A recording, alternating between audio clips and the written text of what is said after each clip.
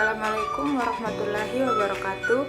Perkenalkan, saya atas nama Nur Samsi dari kelas Pendidikan Teknik Elektro 01 dengan NIM 19240410005. Kali ini saya akan mempresentasikan materi mengenai Underground Power Transmission and Gas Insulated Transmission Line. Materi yang pertama yaitu kabel bawah tanah atau underground kabel. Kabel bawah tanah pada umumnya memiliki inti satu atau lebih yang terbuat dari tembaga atau aluminium. Kabel aluminium memiliki kelemahan yaitu untuk menghantarkan arus yang sama memerlukan luas penampang yang lebih besar dibandingkan dengan tembaga. Namun, kabel dengan bahan dasar aluminium lebih ringan daripada tembaga. Setiap inti memiliki isolator sendiri, di mana isolator ini berguna untuk menghindari pengaruh-pengaruh kimia lain yang berada di dalam tanah. Isolasi ini biasanya terbuat dari karet atau senyawa yang menyerupai karet. Isolasi juga bisa terbuat dari senyawa pernis dan kertas yang telah diresapi minyak khusus. Selanjutnya yaitu klasifikasi kabel bawah tanah. Berdasarkan lokasi pemasangannya, kabel dibagi menjadi tiga, yaitu yang pertama kabel bawah laut, yang kedua kabel bawah tanah, dan yang ketiga yaitu kabel udara, biasanya untuk overhead transmission.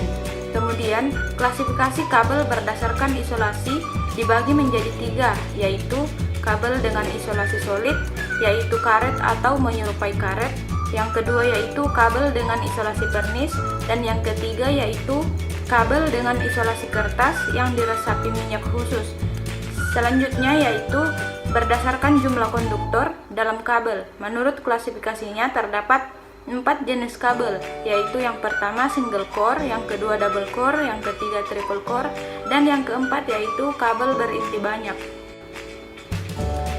Klasifikasi yang terakhir adalah berdasarkan ada tidaknya pelindung metal pada isolasi. Pelindung kabel biasanya dapat berupa padat, minyak, dan gas. Perlindungan ini berfungsi untuk membatasi medan listrik yang ditimbulkan oleh arus yang melalui kabel, mengurangi gangguan dari medan elektromagnetis dan elektrostatis, dan mengurangi shock hazard atau ketika ditanahkan. Selanjutnya yaitu hal-hal yang perlu diperhatikan pada kabel yang terselubung non-metal dan bekerja pada tegangan di atas 2 kV. Yang pertama yaitu memperhatikan insulation shell kabel saat transisi dari kanal penyaluran ke kanal non-penyaluran. Yang kedua yaitu memperhatikan insulation shell kabel saat transmisi dari tanah yang lembab ke tanah yang kering. Yang ketiga yaitu memperhatikan insulation shell kabel di tanah yang kering. Yang keempat yaitu memperhatikan insulation shell kabel di kanal yang basah. Dan yang terakhir yaitu memperhatikan insulation shell kabel saat dihubungkan ke saluran udara. Selanjutnya yaitu teknik pemasangan kabel bawah tanah. Ada beberapa cara pemasangan kabel bawah tanah, yaitu yang pertama penguburan langsung dalam parit. Biasa parit digali menggunakan mesin. Yang kedua yaitu dimasukkan ke dalam saluran pipa yang kemudian dikubur atau dilapisi dengan beton. Dan yang ketiga yaitu jika memungkinkan diletakkan pada terowongan yang isinya saluran pembuangan air, pipa, gas, dan saluran telepon. Materi selanjutnya yaitu keuntungan menggunakan transmisi bawah tanah. Jenis transmisi ini mempunyai keuntungan diantaranya yaitu dari segi estetika. Kabel-kabel transmisi jenis ini tidak menghalangi pemandangan karena terletak di bawah tanah. Saluran transmisi ini mempunyai batas umur pemakaian 2 kali lipat dari saluran udara dan tidak terpengaruh oleh cuaca yang buruk, serta pada transmisi ini tidak memiliki corona dan rugi dayanya sangat kecil. Selanjutnya yaitu kerugian menggunakan transmisi bawah tanah. Selain mempunyai keuntungan, tentunya jenis transmisi ini juga memiliki kerugian. Kerugian yang pertama adalah biaya pembangunan yang mahal. Biaya pembangunan transmisi ini menggunakan dana yang cukup besar. Penyebab transmisi ini mahal dikarenakan yang pertama adalah pengembangan. Misalnya, pengerjaan transmisi terhalang oleh trotoar dan saluran air. Yang kedua adalah kondisi tanah, di mana kondisi tanah ini ada yang keras sehingga dana untuk pembangunan transmisi ini lebih mahal. Ketiga yaitu perkotaan dan pedesaan. Ketika di perkotaan, pembangunan transmisi ini terhalang oleh bangunan beton atau gedung. Ketika di pedesaan, saluran yang diperlukan menjadi lebih panjang. Akibat dari penyebab yang telah disebutkan adalah proses pembangunan transmisi ini memerlukan waktu yang cukup lama.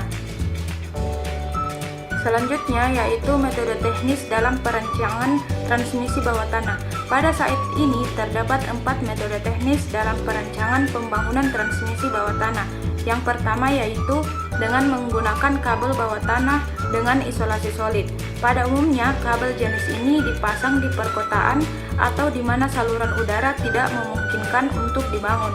Perlu diketahui, penggunaan kabel ini terbatas pada panjang dan rating arusnya. Yang kedua yaitu menggunakan kabel dengan isolasi gas. Metode ini telah banyak digunakan di seluruh dunia. Kabel jenis ini memiliki kemampuan transmisi daya yang baik, menyerupai jalur transmisi udara, dan memiliki panjang yang tak terbatas. Dan yang ketiga yaitu menggunakan kabel jenis superkonduktor. Dan yang terakhir yaitu kabel cryogenik. Konduktor dari kabel cryogenik mempunyai konduktivitas yang tinggi namun memiliki temperatur yang rendah. Biasanya terbuat dengan konstruksi kabel yang fleksibel dengan dilapisi cairan nitrogen yang didinginkan. Materi selanjutnya yaitu Gas Insulated Transmission Line atau GIL. Jalur transmisi terisolasi gas adalah sebuah sistem untuk transmisi daya listrik dalam jumlah besar dengan jarak yang sangat jauh. Aplikasi pertama yang telah terjadi pada tahun 1974 untuk menghubungkan generator listrik dari pompa air penyimpanan di Jerman. Untuk aplikasi dari GIL, sebuah terowongan dibangun di gunung untuk sebuah saluran OH 240 kV. Sampai hari ini, memiliki total lebih dari 100 km dari GILs telah dibangun di seluruh dunia pada tingkat HP antara 135 sampai 550 kV. Selanjutnya yaitu konstruksi dari GIL, terdiri dari 2 tabung konsentris aluminium, tabung bagian dalam sekitar 180 mm diameter dan mempunyai penampang 5400 mm3, sedangkan tabung di luar mempunyai diameter 500 mm membentuk dinding yang mengandung gas isolasi. Pos isolator berguna untuk menjaga konduktor berpusat di enclosure housing atau lapisan kerangka mesin. Perangkap partikel, yaitu perangkap ini memastikan bahwa setiap partikel yang dihasilkan dari discharge terjebak di dinding luar dan tidak memengaruhi kualitas isolasi. Karena pengaruh medan listrik dan di bawah gravitasi, setiap partikel akan bergerak di bawah perangkap itu. Dengan demikian, akan menetralisir sebelum mendapat pengaruh negatif pada kekuatan dielektrik GIL, sehingga perangkat partikel ini meningkatkan keandalan GIL. Selanjutnya yaitu pemasangan sistem GIL. Yang pertama yaitu pemasangan sistem GIL di atas tanah. Instalasi GIL tanah adalah pilihan yang bebas masalah, bukan untuk kondisi lingkungan yang ekstrim. GIL tidak terpengaruh oleh suatu tinggi radiasi matahari yang intensif atau polusi atmosfer yang parah, seperti debu pasir atau kelembapan. Perlindungan korosi ini tidak selalu diperlukan. Untuk alasan keamanan dan keselamatan di atas tanah, instalasi hanya digunakan di daerah yang aman, seperti industri dan pembangkit listrik atau substasiun. Permukaan luar dari GITL didasarkan yang membuatnya aman untuk menghubungi dan menyederhanakan pemasangan. Yang kedua yaitu pemasangan di dalam terowongan. Dalam aplikasi ini, sistem dilapisi dengan polietilen terus-menerus untuk menjaga aluminium tahan terhadap korosi. Tabung aluminium direncanakan tahan sampai lebih dari 40 tahun. Dan yang ketiga yaitu pemasangan yang terkubur di dalam tanah. Selanjutnya yaitu keuntungan dari GIL. Yang pertama yaitu daya yang ditransmisikan besar, yang kedua yaitu losses dari transmisi yang rendah, yang ketiga kapasitansi yang rendah, yang keempat resiko gangguan dari luar rendah, yang kelima yaitu efek medan magnet rendah, yang keenam yaitu tidak terganggu dengan sistem telekomunikasi, yang ketujuh yaitu tidak mengganggu estetika keindahan untuk yang di dalam tanah dan terowongan, dan yang terakhir yaitu tidak merusak lingkungan.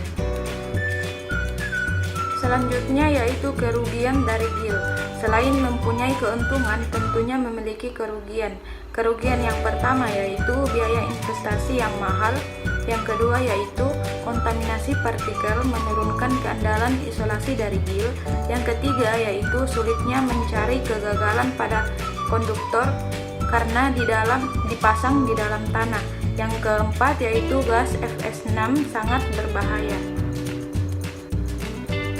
Yang terakhir yaitu gangguan kabel bawah tanah. Gangguan pada kabel bawah tanah dapat disebabkan oleh kerusakan pada konduktor, bahan isolasi ataupun keduanya.